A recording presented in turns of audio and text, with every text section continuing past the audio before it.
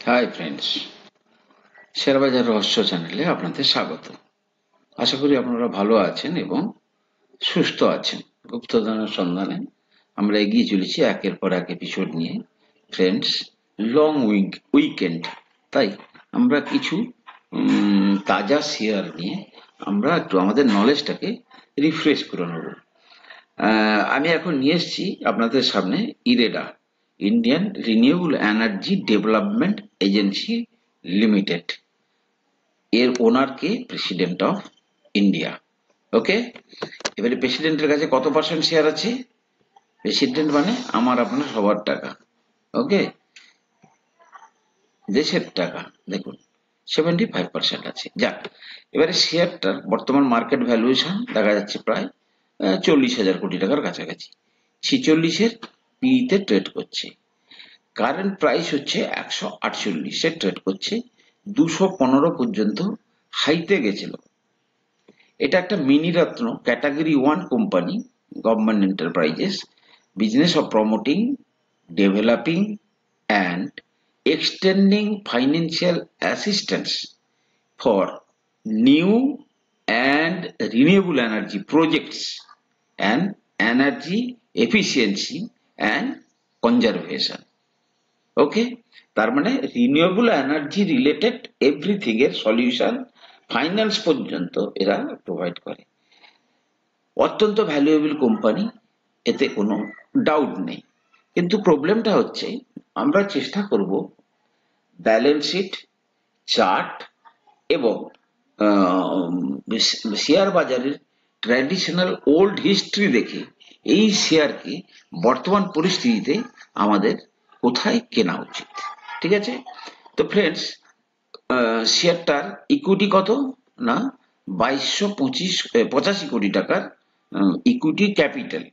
2285 কোটি টাকার equity capital. কত শেয়ার আছে? ডিভাইডেড বাই 10, 10 টাকা ফেস ভ্যালু, অর্থাৎ মানে 228 কোটি শেয়ার মার্কেটে আছে।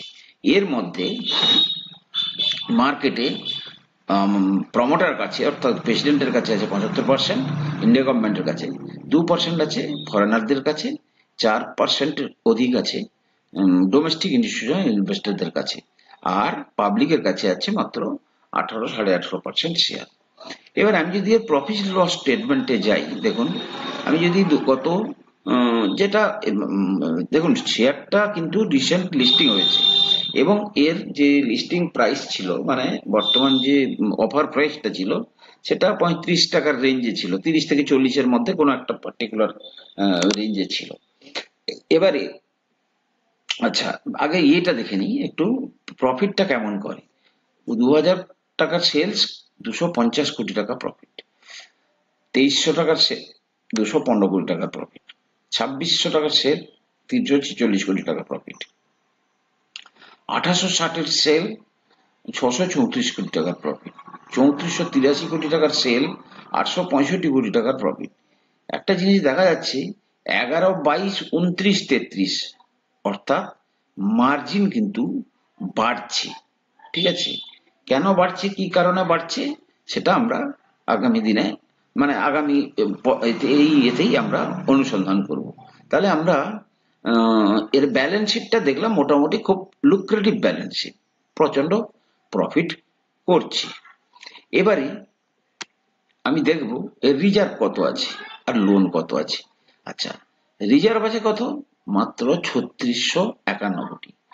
লোন কিন্তু আছে 40,000 কোটি টাকা। এটা কিন্তু মাথায় রাখবেন।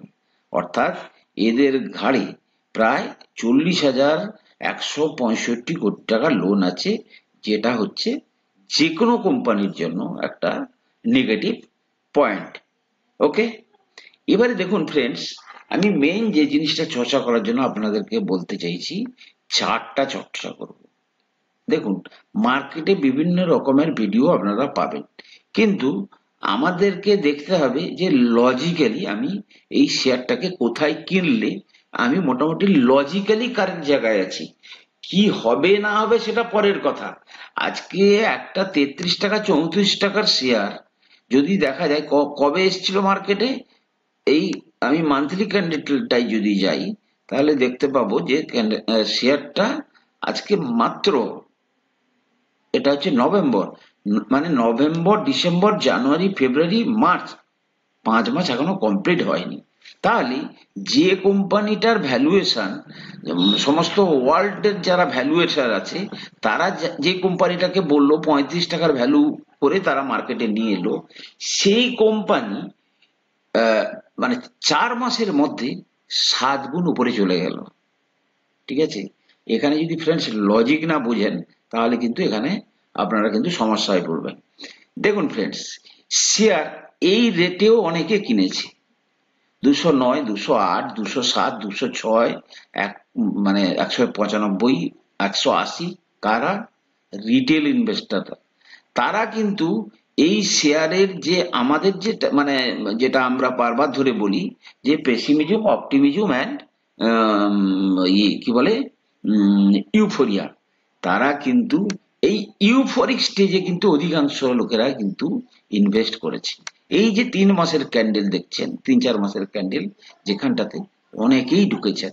এবং সবচেয়ে বড় প্রবলেম হচ্ছে এই সমস্ত ক্যান্ডেলে বা এই সমস্ত লেভেলে যারা ঢোকে, তাদের কিন্তু রিটার্ন পেতে 2 বছর, 2.5 বছর লেগে যায়। সেক্ষেত্রে তাদের মধ্যে কিন্তু সংশয় আসে, হতাশা আসে, এবং একটা টাইম আসবে যখন তাদের মনে হবে এই শেয়ার আর উপরে যাবে না। তারা কি করবে? যে কোনো মার্কেট ক্র্যাশ বা খারাপ সংবাদে তারা কিন্তু বেরিয়ে যাবে। এবং সেই জায়গাটাতে এই তাদের এই দুর্বল সাইকোলজির উপর নির্ভর করে যারা মার্কেটের প্রফেশনাল প্লেয়ার আছে, যারা মার্কেটের সাইকেলটাকে জানে, তারা কিন্তু সেই সমস্ত জায়গায় শেয়ারটাকে কিন্তু অ্যাকুমুলেশন করে এবং তারাই সবচেয়ে বেশি প্রফিট রোজগার করে। ফ্রেন্ডস, আমি এই শেয়ারটাকে আমি ফিবোনাকি রিট্রেসমেন্টের যে লেভেল, সেই অনুযায়ী আমি কিন্তু শেয়ারটাকে কিনবো। এবং সবচেয়ে বড় জিনিস হচ্ছে আমি দেখবো, সেই ফ্রেন্ডস আমি এখন যদি কিনি, ধরুন 215 হাই করেছে, ক্লিয়ার, 215 হাই করে এ 140 পর্যন্ত নেমে এসছে, 140-এর কাছাকাছি, 40-41 পর্যন্ত নেমে এসছে। আমি কিন্তু এই জায়গাতে শেয়ারটাকে কিনবো, কিন্তু একটা দুটো করে। কিন্তু আমি বেশি কোথায় কিনবো, আমি কোন লেভেলটাতে আমি এই শেয়ারকে বেশি বেশি করে কেনার কথা ভাবতে পারি, সেটা দেখুন ফ্রেন্ডস। আমি ক্যান্ডেল মানে চার্টটাকে ইচ্ছা করে একটু বড় করে দিলাম। দেখুন ফ্রেন্ডস, ফিবোনাকি রিট্রেসমেন্টের হিসাব অনুযায়ী আমি যদি প্রথম থেকে এর যদি দেখি, তাহলে দেখা যাচ্ছে এর যে 50% রিট্রেসমেন্ট আসছে, সেটা প্রায় 133-এর কাছাকাছি। এবং 0.618% যে রিট্রেসমেন্ট আসছে 112-13 লেভেলে। অর্থাৎ আমি এই জায়গাতে যদি একটা দুটো কিনি, আমি কিন্তু 110 থেকে 125-এর লেভেলে, বা 112 থেকে বা 115 থেকে 130-এর লেভেলে আমি কিন্তু বেশি বেশি করে কিনবো, বেসড অন 5-6 বছরের হরাইজনে। আমি যদি ভাবি 6 মাস পরে, আপনি দেখবেন 6-8 মাস হয়তো আপনি আর এই সমস্ত রেট দেখতেই পাবেন না। এটাই কিন্তু শেয়ার মার্কেটে ইন জেনারেলি হয়ে থাকে। এটার ক্ষেত্রে হবে কিনা তা আমি জানি না। হতে পারে এই কালকে আবার এর যে প্রিভিয়াস হাই ছিল, সেটাকে টপকে আগামী 1-1.5 মাসের মধ্যে আরো উপরে চলে যেতে পারে। মার্কেটে সবকিছুই সম্ভব। কিন্তু লজিক্যালি যদি আমি এই শেয়ারটা থেকে ভালো রিটার্ন পেতে চাই, আমি যদি 10 বছরে, আগামী 10 বছরে 10 গুণ রিটার্ন পেতে চাই, তাহলে কিন্তু আমাকে 100 থেকে 120, 25, 30 এই রেঞ্জে কিন্তু অল্প অল্প কিনবো। কারণ এই জায়গাটাতে আমার ফিবোনাকি রিট্রেসমেন্ট আছে। এবং এখানে একটা দেখুন ফ্রেন্ডস, এইখান থেকে ব্রেক, মানে এখানে একটা সাপোর্টও তৈরি হয়েছে, 4 সপ্তাহের একটা সাপোর্ট তৈরি হয়েছে। এই জায়গাতে যারা কিনবে, তারা কিন্তু একটু ওয়েট করলে তারা কিন্তু মোটামুটি ভালো রিটার্ন পাবে। আমি কিন্তু এই জায়গায় কিনবো, এবং আমি ওয়েট করব কতদিনের জন্য? আমি কিন্তু 5-6 বছরের জন্য ওয়েট করব। এবং কি রিটার্নের জন্য আমি ওয়েট করব?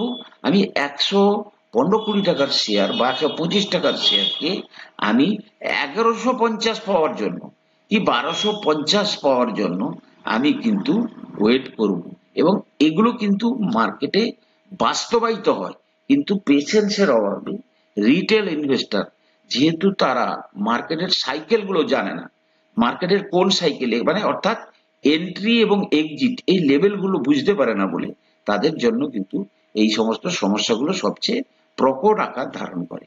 তো ফ্রেন্ডস, ইরেডা শেয়ার অত্যন্ত ভ্যালুয়েবল শেয়ার এবং 140 থেকে মানে 115 এই লেভেলে আমি কয়েক মাস ধরে 5, 7, 10টা করে শেয়ার কেনাকাটার কথা আমি ভাববো এবং আমার হরাইজেন হবে কিন্তু লং হরাইজেন।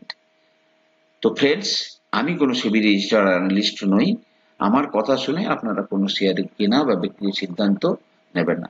কোনো শেয়ারে কেনা বা বিক্রির সিদ্ধান্ত নেওয়ার আগে আপনারা কিন্তু আপনাদের যে ফাইন্যান্সিয়াল অ্যাডভাইজার তার পরামর্শ নিয়েই তবে কিন্তু শেয়ারে কেনা বা বেচার সিদ্ধান্ত নেবেন। ভালো থাকুন, সুস্থ থাকুন। কথা হবে পরের এপিসোডে।